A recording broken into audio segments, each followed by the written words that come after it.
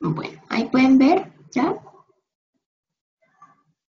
Sí, señora. Sí, Bueno, entonces, para hablar de diabetes gestacional, hablamos de toda intolerancia a la glucosa que se diagnostica por primera vez en el embarazo.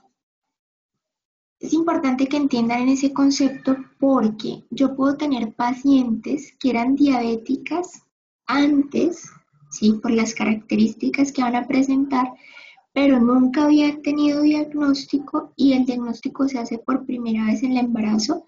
Esas pacientes quedan como diabéticas gestacionales, aun si tienen características de preexistencia antes del embarazo. Entonces es toda diabetes que se diagnostica por primera vez en el embarazo.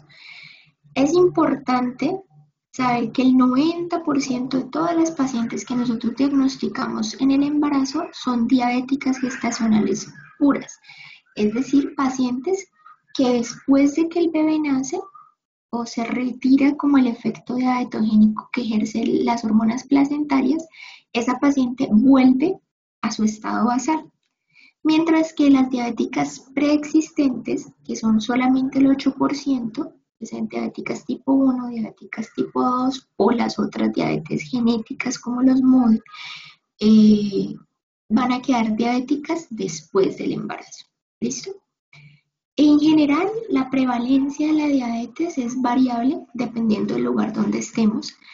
Hay, se estima que entre el 7 y el 14% de las embarazadas desarrollan diabetes gestacional, o sea que es una patología tan frecuente como los trastornos hipertensivos del embarazo. Dependiendo del momento del diagnóstico, yo puedo pensar que la diabetes sea diabetes gestacional pura o sea una diabetes preexistente. Si el diagnóstico se hace en el segundo y el tercer trimestre, es posible que estemos ante una paciente con una diabetes gestacional pura. Pero si el diagnóstico se hace en el primer trimestre, a pesar de que va a quedar englobada como una diabética gestacional, porque se diagnosticó por primera vez en el embarazo, es posible que esa paciente sea diabética desde antes, una diabética tipo 1, tipo 2, que no había sido diagnosticada antes. La forma en que estas dos pacientes se va a presentar es diferente. La diabética gestacional pura va a tener todas las complicaciones que vamos a revisar ahorita, pues con macrosomía, con polidramnios, alteraciones en el momento del nacimiento, como desgarros obstétricos graves, eh, retención de hombros, mientras que la diabética preexistente, ¿sí? Hay un daño placentario desde antes, o hay un daño endotelial, perdón, previo que va a predisponer a esa paciente a tener una mala placentación y estos bebés, a diferencia de los de las diabéticas gestacionales, pueden ser más bien restringidos en lugar de macrosómicos, tienen mayor asociación con preeclampsia, entonces se comportan, digamos, de forma diferente. Y la otra gran diferencia es que estas diabéticas gestacionales dejan de ser diabéticas después de que el bebé nace, mientras que estas continúan siendo diabéticas después del nacimiento. La diabetes es más frecuente en ciertas poblaciones. Nosotros en Latinoamérica, los hispanos, los pacientes de raza negra y los asiáticos tienen las prevalencias más altas de diabetes gestacional en comparación con los pacientes caucásicos. Entonces, tenemos 8% versus 1 o 2% cuando nos comparamos con los blancos caucásicos. Y estas pacientes de raza negra, hispana, Latinoamérica y Asia tienen mayor recurrencia de la diabetes en siguientes embarazos. Entonces, si yo tengo una mamá que en el primer embarazo le dio diabetes gestacional, el riesgo de que la repita es del 70%. Otra cosa importante es que a pesar de que la diabetes gestacional se termina en el momento en que la paciente finaliza su embarazo, esas pacientes diabéticas tienen un riesgo incrementado de desarrollar diabetes mellitus en los siguientes 5 años. Entonces, ser diabético gestacional es un factor de riesgo para ser diabético tipo 2 más adelante. Y por supuesto, estas pacientes tienen las complicaciones que ya les había mencionado, macrosomía en el recién nacido, hipoglicemia neonatal y trauma obstétrico que ya les vamos a desglosar. Los hijos de madres diabéticas preexistentes tienen mayor riesgo también de terminar en cesárea y de ingresar a UCI neonatal. Y ese riesgo va de la mano con el grado de hiperglicemia. A mayor hiperglicemia tenga la madre, mayor hemoglobina glicosilada, mayor riesgo de complicaciones obstétricas. Bueno, importante.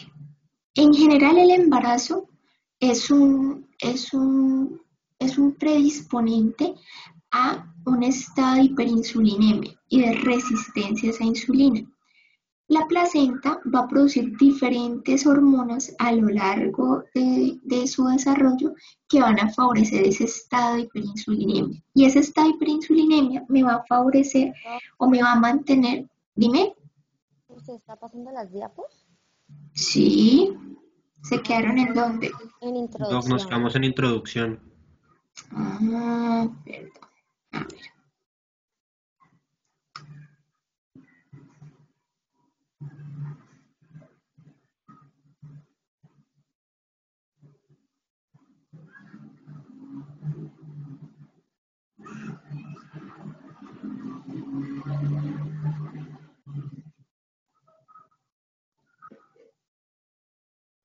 ¿Ahí ya están viendo otras? Sí, Doc, dice epidemiología. Bueno, entonces esto ya se los mencioné. Les decía que las diabéticas gestacionales se desarrollan más en el segundo y tercer trimestre versus en el primer trimestre, son más frecuentes en pacientes de raza negra, hispanos y asiáticas, a mayor grado de hiperglicemia, mayor compromiso eh, obstétrico y neonatal. Y voy aquí, ¿sí? Metabolismo y embarazo. ¿Están viendo esta? No, No, Doc. me quedo en No, epidemiología. no estamos en epidemiología. Ay, no sé qué pasa entonces. ¿Será el internet? Vamos a ver.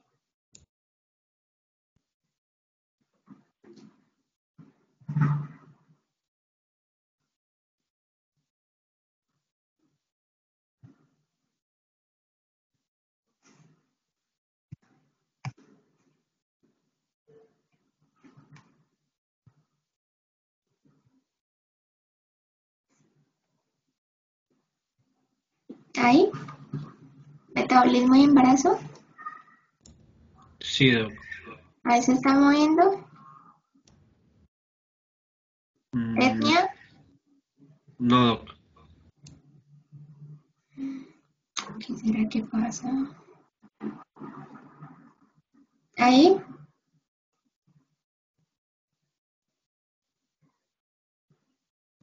No, Doc, sigue igual.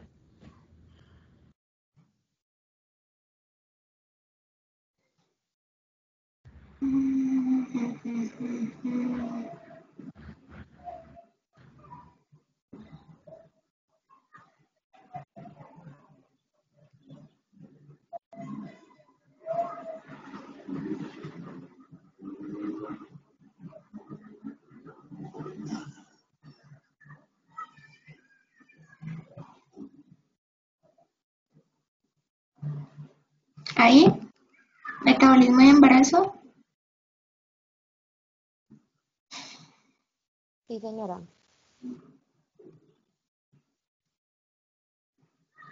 Epidemiología.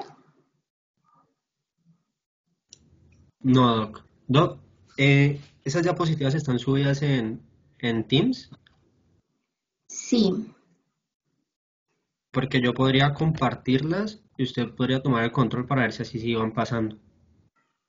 Ah, no, no creo que estén allí. Pero ahí sí se está Por lo moviendo. menos ahí sí se están moviendo. Entonces voy a dejarlas aquí sin moverlas, sin presentarlas. No sé por qué.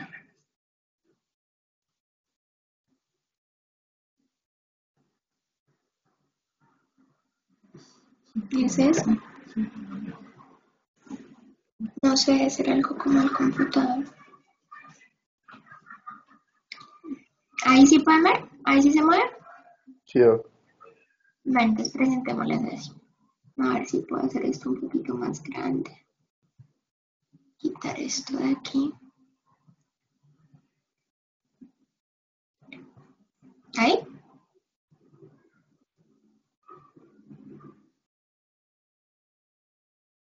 Sí, doc. Entonces, bueno, esto lo que les estaba mostrando que pronto se perdieron un poquito fue esto. Si ya la diagnostico en el primer trimestre, posiblemente sea una diabetes preexistente. Si la diagnostico en segundo y tercer trimestre, es más una diabetes gestacional pura. Lo que les decía de las pacientes de raza negra, los hispanos y los asiáticos, tiene una prevalencia mayor de diabetes gestacional en comparación con los blancos caucásicos, a mayor grado de hiperglicemia, mayor riesgo de complicaciones obstétricas y me paro aquí en metabolismo de embarazo. Ahí sí las pudieron ver, ¿cierto? Sí, señora. Vale. Entonces les decía que la placenta a lo largo de su formación va a producir diferentes hormonas que van a favorecer que el feto mantenga unos niveles apropiados de glucosa. El embarazo como tal es un factor predisponente a resistencia a la insulina. ¿Para qué? Para que se pueda generar este efecto. Entonces, cuando yo comparo una embarazada versus una no embarazada, los niveles de insulina y los niveles de glicemia de las embarazadas son mucho más altos que los de las pacientes no embarazadas. ¿Sí están viendo las curvitas? ¿Sí? Sí. Vale. ¿Por qué? Porque las hormonas del embarazo me van a favorecer que haya un aumento en la cantidad de insulina y que los órganos que son receptores de esa insulina tengan resistencia a ella para favorecer que los niveles de glucosa en la sangre materna siempre estén altos. Recuerden que la glucosa va a pasar al feto por difusión, entonces el feto solamente va a obtener glucosa a partir de la glicemia materna. Si no hay glucosa en la sangre materna, el feto no tiene glucosa y no puede generar su organogénesis ni su metabolismo. Entonces, el embarazo tiene que favorecer estos dos eventos, un estado de hiperinsulinemia y un estado de hiperglicemia para mantener los niveles apropiados de glucosa en el feto. En general, las embarazadas son hipoglicémicas antes de comer y durante el sueño. ¿Por qué? Porque el feto está consumiendo sus niveles de glucosa. O sea, ellas en general son hiperglicémicas, pero antes de comer y durante el sueño, el feto sigue consumiendo glucosa y ellas van a tener más tendencia a la hipoglicemia. Después de las comidas van a ser hiperglicemias postprandiales. ¿Por qué? Por esa resistencia a la insulina. Van a tener niveles de insulina más altos y niveles de glucosa más altos para favorecer el paso de glucosa a la circulación fetal. En general, estos eventos son más marcados en el segundo y en el tercer trimestre por la producción de una hormona que se llama el lactógeno placentario, cuyo pico ocurre hacia las 28 semanas.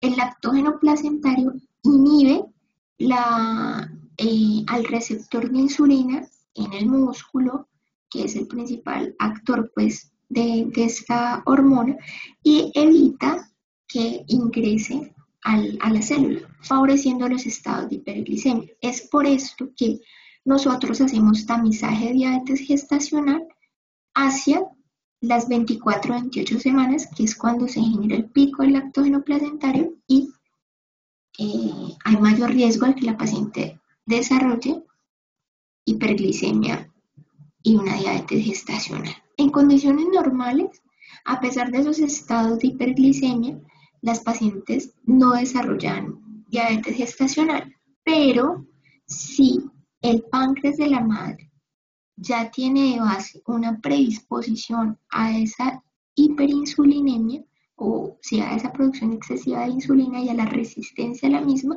entonces se va a desarrollar la franca diabetes gestacional. En el feto, esos niveles de glicemia tan elevados también pueden ser deleterios y van a generar varias cosas. Entonces yo tengo una hiperglicemia en la sangre fetal. El feto, a su vez, su propio páncreas va a producir insulina. Ante estados de hiperglicemia, se va a producir una hiperinsulinemia fetal también. La insulina en el feto tiene un efecto o actúa como un factor de crecimiento. Entonces, ¿qué genera eso? Activar un estado anabólico en el feto que lo va a llevar a la macrosomía. En general, estos fetos hacen mayor depósito de grasa en la cintura escapular. Y esto es lo que lleva a que estos fetos, en el momento del nacimiento, generen mayor retención de hombros. Esto es parecido a lo que se genera, por ejemplo, en un síndrome de Cushing, que la mayor cantidad de grasita se acumula como en los cacheticos y en la parte superior del tórax. Entonces esto se forma como esa cara media luna, eh, como el montecito en la parte de atrás, como una jiba. Estos fetos les pasa exactamente lo mismo. Hacen un mayor acúmulo de grasa en la cintura escapular y en la cabecita. Entonces son fetos macrosómicos con mayor riesgo de hacer retención de hombros. Adicionalmente, como estamos funcionando en un estado anabólico, porque la insulina actúa como un factor de crecimiento, el consumo de oxígeno por las células fetales se incrementa y ese incremento genera hipoxia generalizada. Esa hipoxia generalizada hace que aumenten las catecolaminas en la sangre, en la circulación fetal, con el propósito de mejorar el aporte de oxígeno. Esto les genera a estos fetos cierto grado de hipertensión y esa hipertensión va a llevar a un remodelamiento cardíaco e hipertrofia como le sucede a cualquier paciente hipertenso. Por otro lado, ese incremento en el consumo de oxígeno va a estimular a la eritropoyetina en el riñón fetal para que aumente los transportadores de oxígeno, que en este caso serían los glóbulos rojos. ¿Qué pasa? Hay un estado de policitemia. En la vida postnatal, esa policitemia, recuerden que el exceso de glóbulos rojos, siempre nosotros vamos a degradar los glóbulos rojos y la liberación de la hemoglobina en los glóbulos rojos se va a metabolizar esa hemoglobina a bilirrubinas. Entonces, en la vida postnatal, estos fetos o estos recién nacidos son policitémicos y tienen mayor riesgo de ser hiperbilirrubinemia. Por otro lado, ese estado de hiperglicemia, recuerden que la glucosa es un soluto que arrastra agua. Entonces, ¿qué va a pasar con el riñón? Va a aumentar la glucosuria. Al aumentar la cantidad de glucosa en la orina, en el riñón fetal, va a haber una mayor excreción de agua y se va a generar polidramios. Entonces, estos son los cambios que explican por qué estos feticos hacen polidramios, hacen macrosomía, hacen policitemia y hacen hiperbilirrubinemia. ¿Preguntas hasta ahí?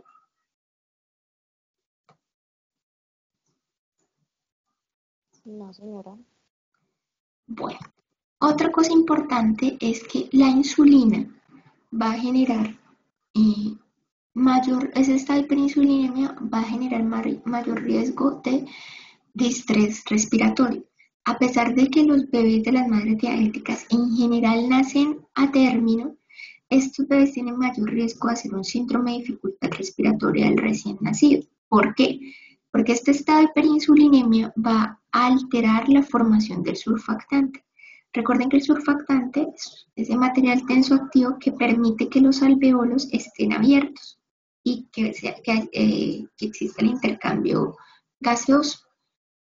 Al no haber un surfactante de buena calidad, los alvéolos de estos recién nacidos, a pesar de estar a término, no van a abrirse del mismo modo que en un feto a término con una cantidad de surfactante normal. Entonces, la insulina lo que hace es inactivar uno de los componentes del surfactante y no permitir que se forme de la manera adecuada y por tanto estos bebitos, a pesar de nacer a término, tienen mayor riesgo de síndrome de estrés respiratorio. La idea siempre de un bebé de madre diabética es no sacarlo antes de tiempo, antes del término, antes de la semana 39, porque, como les digo, tienen mayor riesgo de hacer síndrome de dificultad respiratoria por los estados de hiperinsulinemia.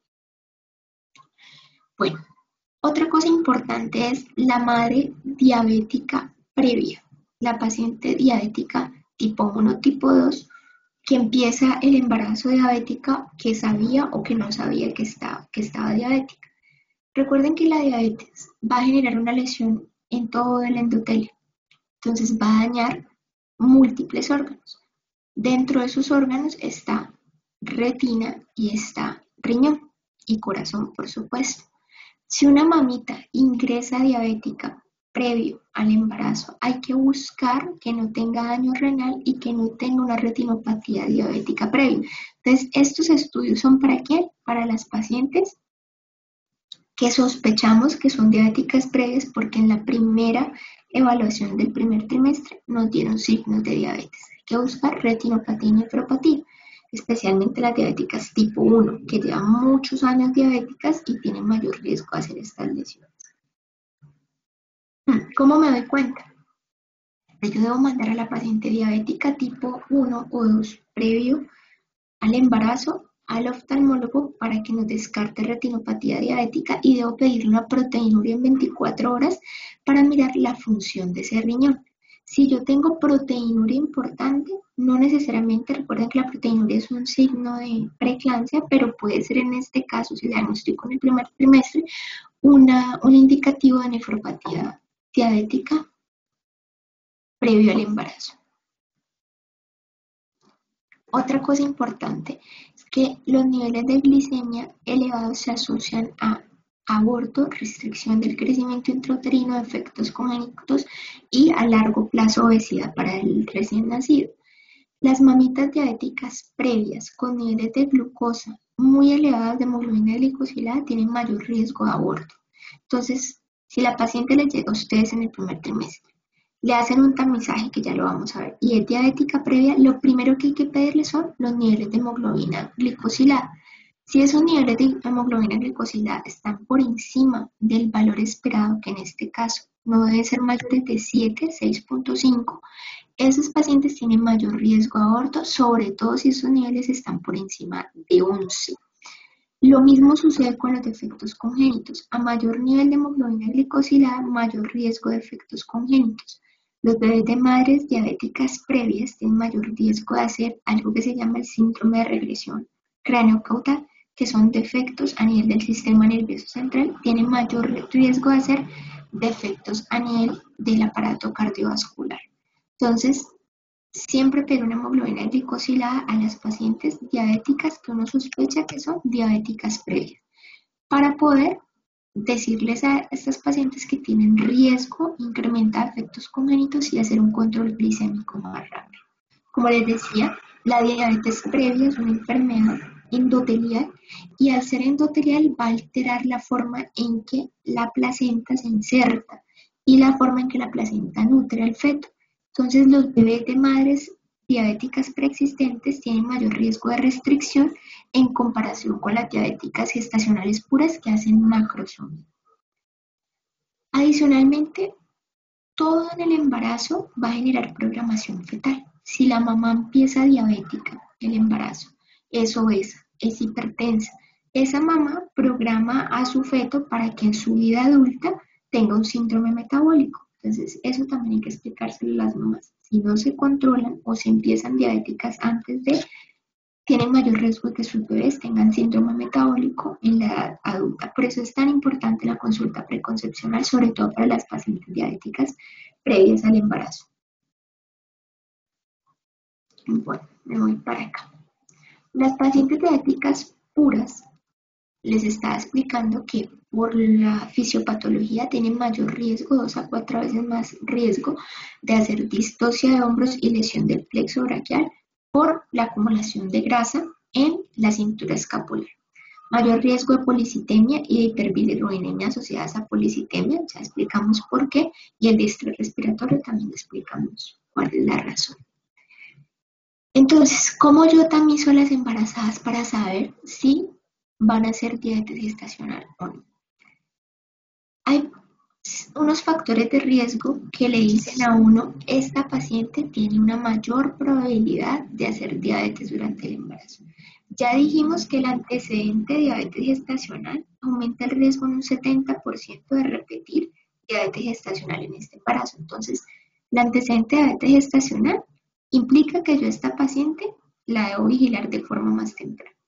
Historia familiar de diabetes, obesidad, edad mayor de 35 años, dislipidemia, hipertensión, síndrome de ovario poliquístico, antecedente de diabetes gestacional o antecedente de macrosomía, presencia de glucosuria por cualquier tipo, pacientes con otras enfermedades metabólicas como problemas de tiroides, tienen un riesgo incrementado de hacer diabetes gestacional. ¿Qué hay que hacer con esas pacientes? Tamizarlas en el primer trimestre. Cuando estábamos hablando de fisiopatología, les explicaba que el periodo más diabetogénico del embarazo es entre las 24 y las 28 semanas, que es cuando aumenta la producción del lactógeno placentario. Pues tradicionalmente nosotros debemos hacer siempre pruebas de tamizaje de diabetes entre semana 24 y 28, que son los paraclínicos que pedimos en el segundo trimestre. En el segundo trimestre pedimos una carga de azúcar para buscar diabetes gestacional, ¿cierto? La pedimos en ese trimestre porque es el momento en el que hay mayor producción de lactógeno placentario y mayor riesgo de diabetes gestacional. Pero en estas pacientes con estos factores de riesgo, hay mayor riesgo o hay un riesgo incrementado de hacer diabetes desde el primer trimestre del embarazo. Si encontramos una paciente del control prenatal primera vez con estas características, el tamizaje se debe hacer desde el primer trimestre y no en semana 24-28. Esto es lo que les estaba explicando acá. Pues toda paciente que tenga los factores de riesgo que acabamos de mencionar anteriormente, la vamos a tamizar en el primer control prenatal. Si no tiene factores de riesgo, la vamos a tamizar entre semana 24-28, que es el periodo más alto. ¿Cómo vamos a tamizar estas pacientes? Entonces, tenemos algo que es el tamizaje en 1 o 2 pasos para hacer diagnóstico de diabetes gestacional. ¿Cuál es mejor? Ninguno de las sociedades en este momento se pone de acuerdo. Yo puedo utilizar lo que yo tenga a la mano. Entonces, eso queda a discreción de ustedes si van a hacer diagnóstico en un solo paso o diagnóstico en 2 pasos. Recuerden siempre aquí en el tamizaje del primer trimestre. Todas las pacientes en el primer trimestre durante el control prenatal les pedimos una glicemia en ayunas. Pero eso no es suficiente para tamizar diabetes gestacional. Por supuesto, si la glicemia en ayunas le salió alterada y la paciente no tenía factores de riesgo, yo puedo asumir que esa señora tiene un riesgo incrementado de diabetes gestacional y tengo que hacer el tamizaje que usualmente hago en la semana 24-28 en el primer trimestre. Entonces, solamente la glicemia en ayunas no me sirve para tamizar. Tengo que hacer todo el cuadro. ¿Sí me entendieron ese pedazo ahí? Sí, señora. Sí, doc. Vale, entonces, diagnóstico en un paso. El diagnóstico en un paso lo que me busca es que a la paciente entre semana 24 y 28 le voy a dar una carga de azúcar de 75 gramos. Y voy a tomar 3 valores de glicemia. Una en ayunas, una a la hora y otra a las 2 horas. Si esas glicemias, cualquiera de estos valores con uno solo es suficiente, me da mayor al rango que está aquí expuesto, esa paciente se cataloga como diabética gestacional. Ese es el tamizaje en un paso. Entonces lo que hago yo es que en semana 24-28 le doy una carga de 75 gramos. Si la de ayunas me da mayor a 92, o la de la hora mayor a 180, o la de las 2 horas mayor a 153, cualquiera de esas, esa paciente se cataloga como diabética gestacional. Si yo tengo una paciente en el primer trimestre con factores de riesgo para diabetes, pues yo en ese primer trimestre le hago la curva con 75. ¿Correcto? Tamizaje en un paso. El tamizaje en 2 pasos implica que yo voy a dar 2 cargas de azúcar. Entonces, ¿qué hago? En el primer momento, yo le hago a la paciente el test de O'Sullivan. El test de O'Sullivan no es más que darle a la paciente una carga de glucosa de 50 gramos. Y le mido el azúcar a la hora después de esa carga. Si la glicemia me da mayor de 140, entonces me voy al segundo paso, que es darle una carga de 100 gramos a la paciente y medirle el azúcar en 4 tiempos. En ayunas, a la hora, a las 2 horas y a las 3 horas. Pero solo si el test de O'Sullivan me salió alterado. Por eso se llaman 2 pasos. Si la paciente aquí me salió normal, esa paciente no tiene riesgo de diabetes y sigue su control prenatal. Si le sale alterado, me voy al segundo paso, que es hacer la curva de 100 gramos. ¿Les quedó claro qué es en un paso y qué es en 2 pasos? Sí, señora. Entonces, nosotros en Meléndez, ¿qué es lo que tenemos o con qué trabajamos? Si ustedes han visto, todas las pacientes nos llegan es con un test de Usulion. Quiere decir que en Meléndez trabajamos con tamizaje en 2 pasos. Si el test de O'Sullivan me sale alterado, tengo que mandarle a la paciente una carga de 100 gramos y buscar estos valores. Si el test de O'Sullivan me sale normal, que es lo que hemos visto en la mayoría de los controles prenatales, esa paciente no tiene riesgo de diabetes y yo sigo mi control prenatal normal. ¿Vale? ¿Preguntas hasta ahí? Creo que esos valores de referencia Sí.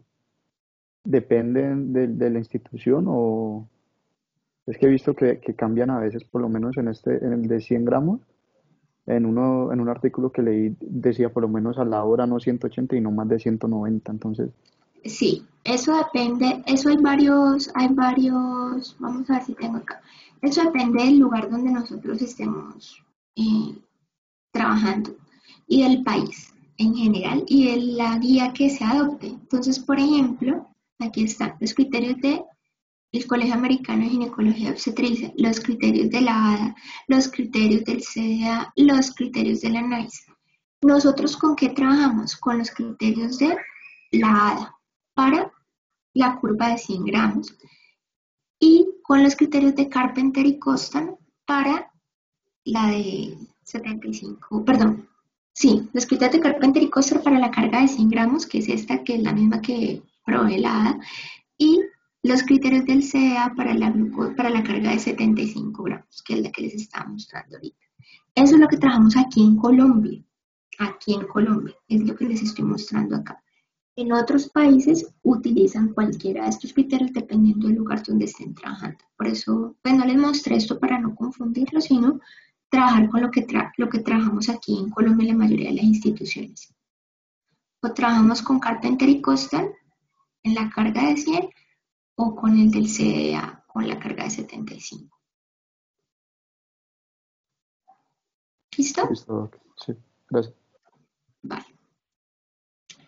¿Cuál elegir? Como les estaba explicando, no hay todavía un consenso sobre cuál método elegir, si el diagnóstico en 1, si el diagnóstico en 2. Pareciera que el diagnóstico en 1 aumenta la cantidad de casos de diabetes gestacional, pero no impacta los resultados maternos o perinatales. Y en general, el Colegio Americano de Ginecología y Obstetricia dice que usted trabaje con el método que más le guste. Si me preguntan a mí qué método es preferible, yo diría que para las pacientes es mucho más sencillo tomarse una sola carga de 75 y con eso hacer su diagnóstico que una carga de 50 y se les sale alterada la otra carga de 100. Es más dispendioso y me puede demorar más en el proceso. Pero en realidad se ha visto que el diagnóstico en 2 pasos detecta las realmente diabéticas gestacionales y puede ser un poco más barato. Eso ya es como a criterio de la institución donde estén trabajando. Por ejemplo, en Meléndez hacemos diagnóstico en 2 pasos. Yo trabajo en Sanitas hacemos diagnóstico en un solo paso. Entonces, depende de dónde estén trabajando, ¿vale? Por eso siempre deben conocer los dos. Con respecto al manejo. Entonces, importantísimo. Yo tengo que establecer primero que el 80% de las embarazadas, el manejo es de 2 tipos, manejo no farmacológico y el manejo farmacológico, correcto. El manejo no farmacológico es dieta y ejercicio y el manejo farmacológico pueden ser o las insulinas o los hipoglicemiantes orales. El 90% de las embarazadas diabéticas gestacionales puras van a responder favorablemente solamente al tratamiento con dieta y ejercicio. Entonces, solamente dar dieta a la paciente y explicarle algunos ejercicios que ellas pueden hacer embarazadas me va a resolver la hiperglicemia de la diabetes gestacional. Hay otro porcentaje de pacientes que gracias a solamente es el 10% van a requerir tratamiento farmacológico. ¿Cómo sé que mi paciente está en metas? Entonces, esta es la recomendación actual. Toda paciente, después de que se le inicie un tratamiento, debe hacer una vigilancia de sus glucometrías. Las glucometrías en ayunas deben ser menores de 95, a la hora después de alguna de las comidas principales debe ser menor de 140 o a las 2 horas debe ser menor de 120. Esta es la meta de glucosa para las embarazadas diabéticas, ¿correcto? Entonces vamos a empezar con el tratamiento. Tratamiento con dieta y ejercicio.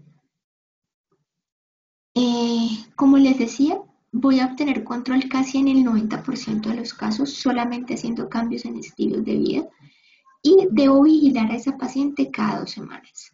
Si en el primer control yo la diagnostiqué como diabetes y le mandé los cambios en dieta y en ejercicio, la voy a controlar 2 semanas. Si la paciente a las 2 semanas sigue con los niveles por fuera de estas metas que les acabo de presentar, esa paciente va a ir a farmacoterapia. ¿Qué dieta le voy a dar yo a esta paciente? Se ha visto que a las pacientes diabéticas hay que enviarlas a nutrición con las siguientes recomendaciones. Que tengan una distribución de sus comidas en 3 comidas grandes, desayuno, almuerzo y cena, y 3 snacks. Y que todas esas comidas estén repartidas en 40% carbohidratos, 40% grasas, 20% proteínas. Antes se hablaba de 50% carbohidratos, 20% proteínas, 30% grasas. Pero se vio que 50% de carbohidratos era demasiados carbohidratos para la embarazada. Entonces se cambió a este régimen que parece ser un poco más efectivo, por eso siempre va cambiando, toca mirar las guías más adelante cómo van a cambiar. 40, 40 y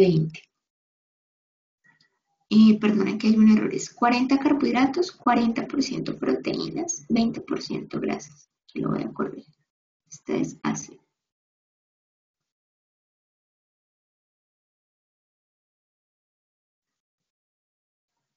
Importante, las embarazadas se les debe decir cuántas kilocalorías por día van a comer. Ya dijimos cómo va a ser la distribución, 3 comidas grandes, 3 snacks. Todas esas calorías, 40% carbohidratos, 40 proteínas, 20% grasas. Pero ¿cuántas kilocalorías en total? Eso va a depender del índice de masa corporal.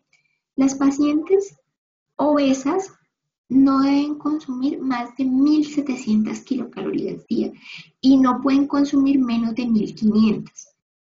Toda dieta que tenga menos de 1.500 kilocalorías para la embarazada puede ser deleteria para el feto porque no le está proveyendo la cantidad de calorías necesarias para que él pueda funcionar. Entonces, ninguna dieta en el embarazo puede ser menor a 1.500 kilocalorías.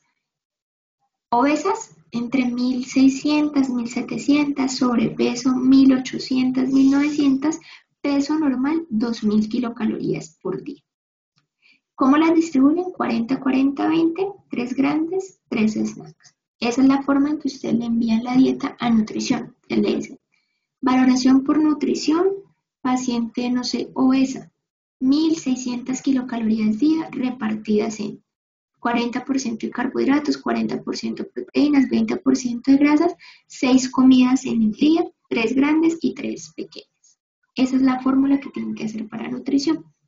Nutrición con eso le va a elaborar a la paciente una dieta para que ella pueda seguir. ¿Qué ejercicio pueden hacer las pacientes? En general, se le dice a estas pacientes diabéticas que deben hacer 30 minutos diarios, por lo menos 5 veces a la semana de ejercicio aeróbico, caminata, trote suave, natación, cualquiera de esas. Con 30 minutos al día, 5 veces a la semana, más estos cambios en la dieta, 90% van a lograr controlar la diabetes. ¿Me siguen hasta ahí? Sí, señora. ¿Qué le mando yo a esta paciente? Después de 2 semanas de darle al tratamiento, la cito con una glicemia pre y postprandial. Te le digo, vaya al laboratorio con su desayuno en una coquita.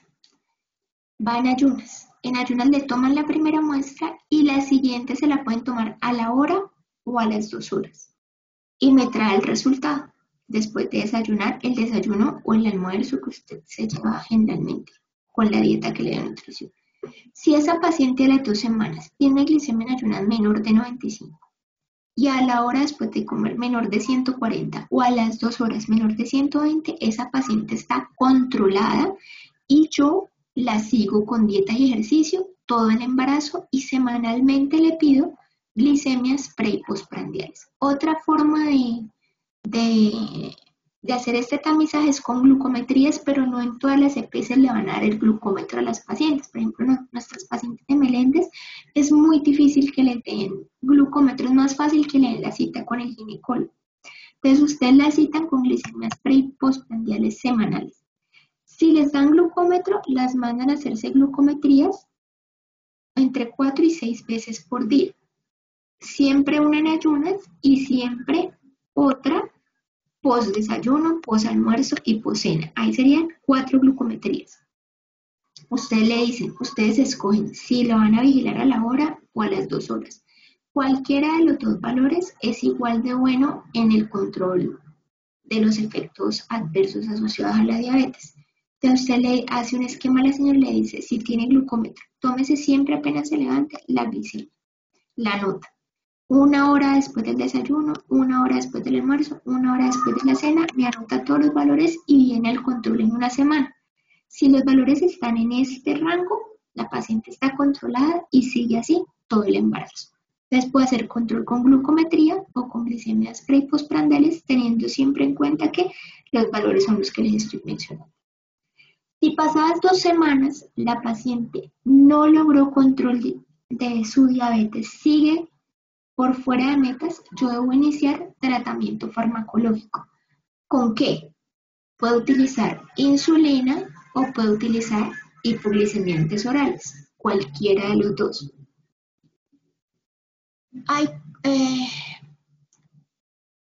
Desde hace como unos 3 años para acá, creo. No, desde hace más o menos unos 10 años se introdujo el uso de los hipoglicemiantes orales en las embarazadas y se empezó a utilizar metformina y glibenclamida. Son los únicos hipoglicemiantes orales avalados en el embarazo, son categoría B. Pero se vio que estas pacientes que utilizaban hipoglicemiantes orales, 60% iban a requerir más adelante usar insulina porque no lograron un buen control de las glicemias.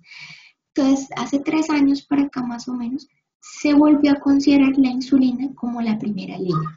Es decir, yo tengo la posibilidad voy a iniciar tratamiento farmacológico y yo sé que el 60% de las que les coloqué hipoglicemiantes orales va a requerir insulina, pues ya una vez puedo iniciar con insulina. Pero si inician con hipoglicemiantes orales, también está bien. Entonces pueden usar cualquiera de las dos, pero recordar que la mayoría de estas pacientes van a requerir insulina nuevamente.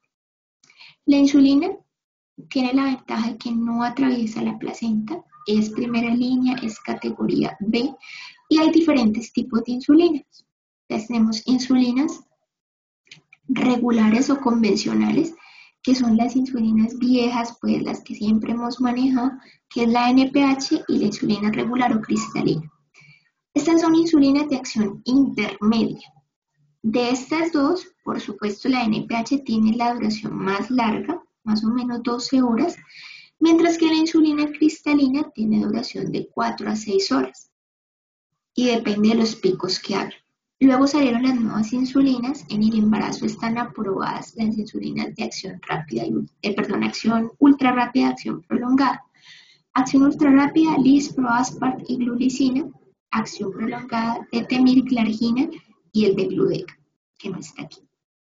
Estas insulinas de acción prolongada duran casi 24 horas y por eso se prefieren este tipo de insulinas porque son de una única aplicación en el día. Si yo utilizo NPH y su duración es solamente 2 horas, pues yo voy a tener que aplicar 2 dosis, una en la mañana y una en la tarde. Entre menos chuzones requiere la paciente, pues mucho mejor para ella. Las insulinas ultra rápidas tienen un inicio de acción de 5 a 10 minutos. Entonces yo las coloco 5 a 10 minutos antes de cada comida para que en el momento en que la paciente coma ya esté actuando la insulina y baje rápidamente la glicemia. Es así como digamos, la comparación. Insulina NPH, las insulinas de acción prolongada, glargina y detemir, las insulinas ultrarrápidas, lispro, aspar y glulicina, y la insulina cristalina regular. ¿Cuál es mejor? En realidad, todas son buenas. Tanto las insulinas viejas como las insulinas nuevas son igualmente efectivas en el control de la diabetes. Entonces, anteriormente en el POS solamente teníamos NPH y cristalina. Ahora tenemos glargina, detemir, glulicina, lispro, aspar. Entonces podemos utilizar cualquiera. Si teníamos una paciente diabética previa que venía utilizando NPH y cristalina y venía bien controlada, yo le puedo dejar estas insulinas en el embarazo. Si es una diabética que recién le voy a iniciar insulina y es más fácil conseguir estas dos, pues la dejo con NPH y cristalina. Pero si tengo la opción de darle las nuevas, le puedo dar las nuevas sin ningún problema, son seguras en el embarazo y tienen la ventaja, como les decía, las de acción prolongada son un solo chuzón porque duran 24 horas y las ultra rápidas es más fácil para la paciente acordarse de aplicárselas porque solamente se las tiene que aplicar 5 minutos antes de comer, mientras que la cristalina se la tiene que aplicar 30 minutos antes de comer, que es el inicio de acción. Entonces, digamos que esas son las ventajas y pareciera que estas insulinas nuevas tienen un mejor metabolismo y en algunos pacientes se asocia a un mejor control glicémico. Entonces, estas son las preferidas, pero puedo utilizar las viejas también. ¿Cómo es la dosis de insulina? Entonces, en paciente no embarazado se coloca igual la insulina, perdón, en la embarazada se coloca igual que en el paciente no embarazado, pero una dosis un poquito más pequeña. En el paciente no embarazado, la dosis de insulina se calcula a 0.7, entre 0.7 y 0.8 unidades kilo día. En la embarazada, como ella no, si es una diabética gestacional pura, no tiene todo ese patrón de años de resistencia a la insulina, ellas responden mejor a la insulina y requieren dosis más bajas, entre 0.3 y 0.5 unidades por kilo. Entonces, en la embarazada voy a empezar más bajito. En el paciente no embarazado, cuando pasen por medicina interna, si ya pasaron, esta es la dosis, 0.7 a 0.8 unidades por kilo. ¿Cómo voy a repartir esta dosis total? Le voy a dar 50% en la insulina de larga acción, 50% en la insulina de corta acción. Un ejemplo, tengo una paciente de 70 kilos. Le voy a iniciar insulina a 0.3. 7 por 3, 21. Le voy a poner 21 unidades de insulina al día. 50% de la larga acción, entonces 10 unidades para la larga, que puede ser detemir, degludec o aspart, y 10 unidades para la de corta acción. La de larga acción, dependiendo del metabolismo de la que yo escoja, le doy la dosis entera en un solo momento, o si escogí, por ejemplo, NPH como en la larga acción, le doy 2/3 en la mañana, 1/3 en la noche. Si escogí una de larga acción, tipo glargina, detemir o degludec, entonces le doy el 100% de la dosis, el 50% de acá, en una sola dosis. O sea, 10 unidades en la noche, por ejemplo. Si escogí NPH, le puedo dar 6 unidades en la mañana, 4 en la noche, por ejemplo. Esa puede ser una forma de repartir. La de corta acción la voy a dividir en las 3 comidas grandes. Si escogí lispro, aspar o glulicina, entonces le doy 3 unidades en el desayuno, 3 unidades en la cena, 4 unidades en el almuerzo, por ejemplo, para completar las 20 unidades. ¿Les quedó claro esa repartición?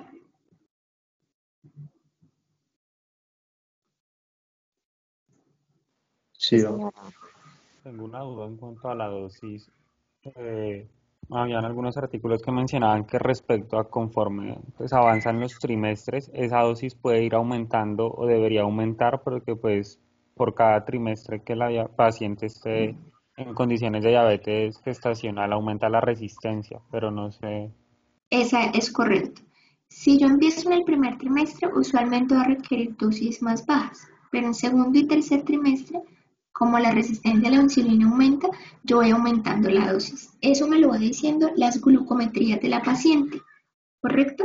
Entonces yo a la paciente la cito, si es con insulina, esa sí tiene que ir con glucometrías y yo le miro sus glucometrías. Si las glucometrías están por fuera de metas, yo empiezo a aumentar la dosis. El aumento de la dosis no tiene una receta, o sea, no es como una dosis que aumenten, no. Eso depende de las glucometrías de cada paciente. Ustedes en general no van a manejar esto lo maneja el ginecólogo o el internista o el endocrinólogo que esté viendo a la paciente. ¿Qué es importante? Que ustedes, si tienen la posibilidad, le inicien el tratamiento y la manden a ginecología para que le haga el control. Nosotros, ¿cómo aumentamos? Dependiendo de si la glucometría que está alta son, por ejemplo, las ayunas, uno aumenta la larga acción, que es la que le dura todo el día y toda la noche. Si las glucometrías que están altas son las postprandiales, entonces aumento las de corta acción de a 2 unidades, de 2 en 2. Puede ser una forma fácil de aumentar la dosis. ¿Qué es lo que yo quiero que ustedes aprendan? Primero, la dosis inicial, cómo repartirlas y cómo monitorizar a la paciente. ¿Qué le van a pedir? Glucometrías, ¿con qué valor van a saber si la paciente está controlada? Con estos que les mencioné acá. Puede ser a la hora o a las 2 horas que ustedes escogen, el que les parezca más fácil. Con respecto a los hipoglicemiantes orales, tenemos la metformina, que es una biguanida, si atraviesa la placenta. La dosis las tabletas vienen de 500, 850 y 1000 miligramos. Se pueden dar cada 24 horas, cada 8 horas, es categoría B. Si yo estoy utilizando hipoglicemiantes orales, el control glicémico también es con glicemias pre y post. Se prefiere la metformina cuando yo tengo pacientes que tienen historia de resistencia a la insulina, como las pacientes con síndrome ovario poliquístico o las obesas que ya tienen resistencia a base. Otra es el gliburide o la glibenclamida, es una sulfonilurea de segunda generación, esta no cruza la placenta. La desventaja es que, la glibenclamida sí cruza la placenta, el gliburide, que es otra forma de estas sulfonilureas, sí cruza la placenta la glibenclamida. La gliburide no, la glibenclamida sí. Viene a dosis de 2.5 a 5 miligramos día o cada 12 horas, pero tiene la desventaja de que se asocia mucha hipoglicemia materna, entonces no es el ideal. Si van a empezar con un hipoglicemiante, que sea metformina. Si con la metformina no es suficiente, se pasan a insulina, sin suspender la metformina. Importante, a estas pacientes diabéticas previas, no gestacionales puras, siempre hacerle niveles de hemoglobina glicosilada, fondo de ojo para buscar retinopatía, proteinuria y creatinina sérica para buscar nefropatía diabética. Siempre las pacientes con endocrinopatías están asociadas a otras endocrinopatías, entonces paciente diabética hay que buscarle problema de tiroides y hay que hacerle el control glucométrico. Adicionalmente, estas pacientes, además de las ecografías básicas, deben hacerse ecografías cada 4 semanas mirando el crecimiento fetal, porque estas pacientes tienen mayor riesgo de hacer o macrosomía o restricción. Macrosomía a las diabéticas puras, restricción a las diabéticas previas. Entonces, debo hacer ecografía de crecimiento fetal. ¿Cuándo finalizar el embarazo? Siempre sobre semana 39, no antes, porque ya dijimos que antes de las 39 semanas tienen riesgo de síndrome de dificultad respiratoria del neonato. Siempre se va a preferir el parto por vía natural, por vagina, en las pacientes que no tengan complicaciones, que no tengan, por ejemplo, macrosomía. Y toda paciente con macrosomía, con un peso mayor a 4.000, debe ir a cesárea. Colegio Americano de Ginecología y Obstetricia dice 4.500 para macrosomía. Colombia habla de 4.000 para macrosomía porque nuestras embarazadas son más pequeñas que las norteamericanas, que son mujeres mucho más grandes. Entonces, no es lo mismo pasar un bebé de 4.500 por el canal vaginal de una mujer nuestra a pasar un bebé de 4.500 por el canal vaginal de una mujer norteamericana. Macrosomía para nosotros, 4.000. Para el colegio americano, 4.500. En el posparto, dijimos que la mayoría de estas diabéticas, si son gestacionales puras, van a dejar de ser diabéticas. Entonces, en el posparto, usualmente se suspenden todos los medicamentos y se tamiza a las 6 a 8 semanas posteriores al parto para saber si va a quedar diabética o no va a quedar diabética. Si la paciente está utilizando insulina, se debe reducir al 50% la dosis con la que estaba en el embarazo y así mirar si va controlándose o no, hasta que no la necesite o si va a quedar diabética para siempre. ¿Preguntas? ¿Eso es diabetes gestacional?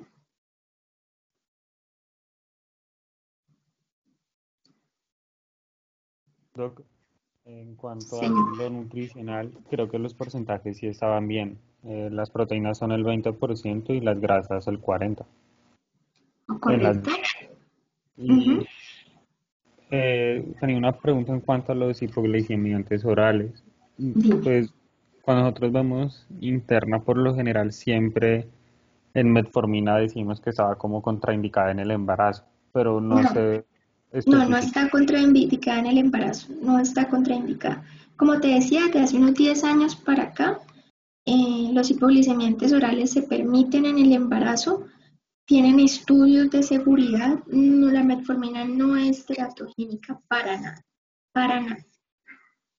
Ok, y la otra pregunta era respecto a, ¿hay algunas indicaciones que donde en la primera consulta, ejemplo, que la paciente ya tenga una obesidad mayor con un índice de masa corporal más de 35 o algo así, que yo no espere o no espera las 2 semanas de manejo nutricional y ejercicio, sino que arranque de una con insulina? No, no señor, nunca. Siempre se le da a la paciente el chance porque, como te acaba de mostrar, 90% de estas pacientes, así sean obesas, tengan signos de resistencia a la insulina, con acantosis nígrica, todo lo que tú quieras, 90% van a mejorar solamente con la dieta. De hecho, en las embarazadas nosotros lo vemos, es muy frecuente que se controlen porque uno les dice, si usted no se controla, el bebé se le puede morir en la barriguita. Óbito fetal, que es otra complicación. Se va a llenar de líquido y va a crecer muy grande. Para una mujer, su bebé es lo más importante. Entonces, solamente ese estímulo hace que ellas sean extremadamente juiciosas en la dieta. No así la paciente no embarazada. ¿Por qué? Porque no tiene un incentivo. Sí, yo quiero adelgazar o sí, yo quiero no estar enferma, pero el bebé es un aliciente muy grande